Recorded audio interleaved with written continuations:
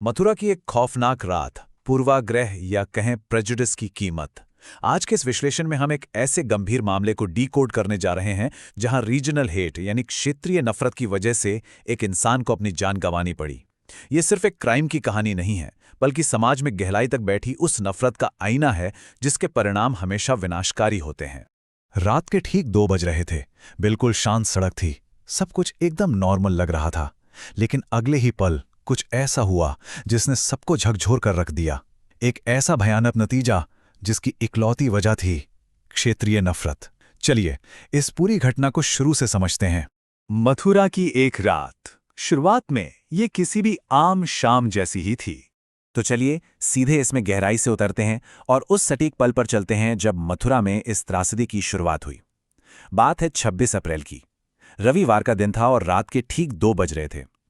यही वो समय था जब पांडव कुमार नाम का एक डिलीवरी बॉय अपने एक दोस्त के साथ एक बर्थडे पार्टी अटेंड करके वापस लौट रहा था। बिल्कुल आम दिनचर्या, है ना? अब जरा इस सिचुएशन के कॉन्ट्रास्ट को समझिए।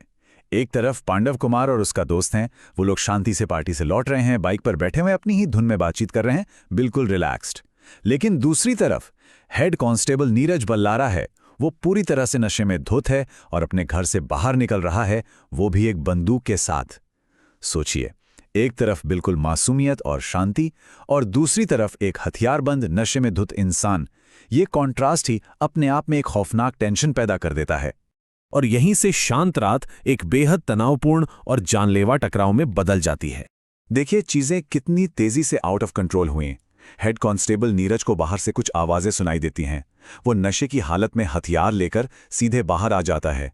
अब सबसे डरावनी बात यहां यह है कि पांडव को इस बात का दूर दूर तक कोई अंदाजा नहीं था कि नीरज के पास एक गन है। बाइक पर जो एक नॉर्मल सी बातचीत चल रही थी, वो देखते ही देखते एक बेहद तीखी और खतरनाक बहस में बदल जाती है। और यहां आता है वो टर्निंग पॉइंट। ये बहस पूरी तरह से तब एक शत्रुतापूर्ण और खतरनाक रूप ले लेती है जब हेड कांस्टेबल को यह पता चलता है कि पांडव बिहार से है। बस जैसे ही उसे इस रीजनल आइडेंटिटी का पता चलता है, वो सीधे तौर पे उसे टारगेट करके गाड़ियां देना शुरू कर देता है। यहां साफ तौर पर देखा जा सकता है कि कैसे रीजनल हेट इस पूरी घटना का मेन ट्रिगर बन गया। इन गालियों और नफरत के बीच पांडव ने जो जवाब दिया वो इस पूरे मामले का सबसे इमोशनल हिस्सा है। उसने कहा, बिहार से होना कोई पाप है क्या?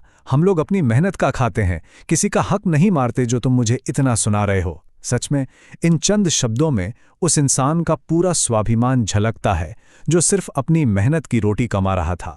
ये बात हमें अंदर तक सोचने पर मजबूर कर देती है कि आखिर किसी की क्षेत्रीय पहचान को लेकर इतनी नफरत क्यों? लेकिन इस स्वाभिमान भरे जवाब का जो नतीजा निकला वो बेहद खौफनाक था। एक ऐसा दुखद परिणाम जिसकी कोई कल्पना भी नहीं कर सकता था। चलिए आगे बढ़ते हैं और देखते हैं कि यह पूरी सिचुएशन कैसे बिल्ड होती है। पांडव की बात सुनते ही हेड कांस्टेबल पूरी तरह से अपना आपा खो बैठता है। वो इतने करीब से पांडव के सीने पर गोली चलाता है कि गोली पांडव के शरीर को पार करते हुए उसके दोस्त को भी जा लगती है। इसके तुरंत बाद आरोपी नीरज वहां से रोहतक भाग जाता है।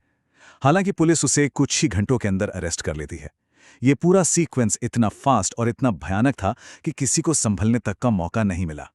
इस घटना की जो सच्चाई है वो सच में दिल तोड़ देने वाली है। पांडव कुमार जो बस खुशी खुशी एक पार्टी से लौट रहा था, उसकी जान चली जाती है और उसका वो दोस्त जिसे गोली पार करके लगी थी, वो अस्पताल में एक बेहद गंभीर हालत में पहुंच जाता है। हम यहां सिर्फ एक न्यूज हेडलाइन की बात नहीं कर रहे हैं, हम एक ऐसे जीते जागते इंसान की बात कर रहे हैं जिसकी जिंदगी सिर्फ और सिर्फ इसलिए खत्म कर दी गई क्योंकि वो एक पर्टिकुलर स्टेट से बिलोंग करता था। ये एक बहुत बड़ा लॉस है। तो आखिर इस पूर्वाग्रह की, इस प्रेजुडिस की असल कीमत क्या है? यहां से ये कहानी एक बहुत ही बड़े सोशल इशू की तरफ मुड़ जाती है। जो सोर्सेज हमने एनालाइज किए हैं वो इस नफरत की एक बहुत ही खौफनाक मानवीय कीमत दिखाते हैं।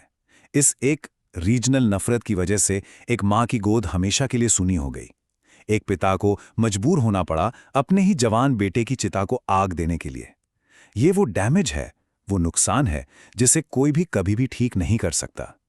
नफरत सिर्फ एक इंसान को खत्म नहीं करती, वो पूरे के पूरे परिवार को अंदर तक तबाह कर देती है। और ये बहुत ही शानदार तरीके से दर्शाता है कि कैसे समाज में कुछ एंटाइटल्ड लोग बिहार के लोगों को कितनी हिकारत भरी नजरों से देखते हैं।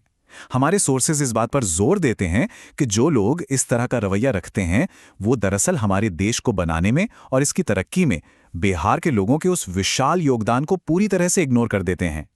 इस तरह की क्षेत्रीय नफरत को अपने मन में पालना लिटरली कितना डिस्ट्रक्टिव हो सकता है, ये केस उसका एक जीता जागता सबूत है।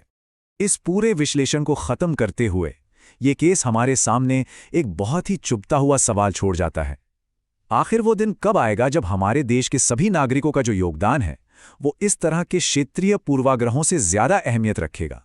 आखिर कब तक किसी इंसान की जिंदगी उसकी क्षेत्रीय पहचान के तराजू पर तौली जाएगी? ये सच में सोचने वाली बात है। आज के इस विश्लेषण में साथ बने रहने के लिए शुक्रिया।